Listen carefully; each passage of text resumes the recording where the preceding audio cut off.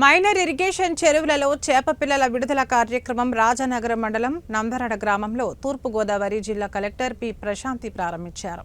మత్స్యశాఖ వారి ఆధ్వర్యంలో ప్రధాన మంత్రి మత్స్య సంపద యోజన పథకం ద్వారా 3,23,820 చేప పిల్లలను జిల్లాలో గల 5 నియోజకవర్గాలలో 46 మైనర్ ఇరిగేషన్ చెరువులలో చేప పిల్లలను విడుదల చేసే కార్యక్రమానికి శ్రీకారం చుట్టారు.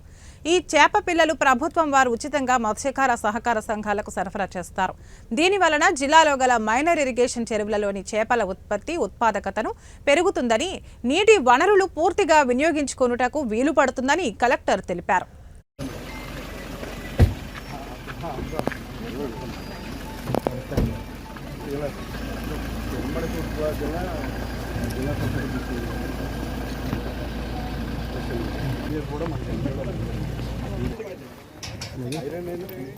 మనం జిల్లా వ్యాప్తంగా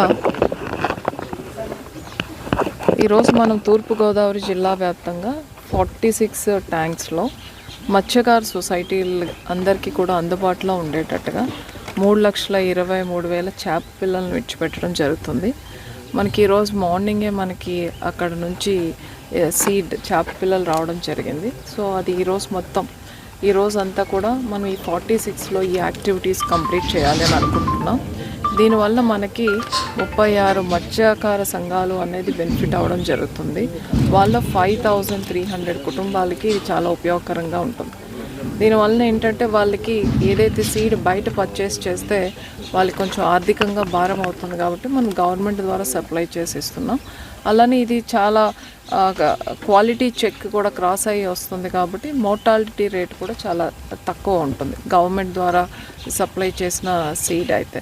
సో ఇది వాళ్ళకి ఒక 3-4 మంత్స్ తర్వాత గ్రో అయ్యి వాళ్ళకి అందుబాటులోకి వస్తుంది. దాని తర్వాత వాళ్ళు పట్టుకొని సేల్ చేసుకోవడానికి కూడా అవకాశం ఉంటుంది.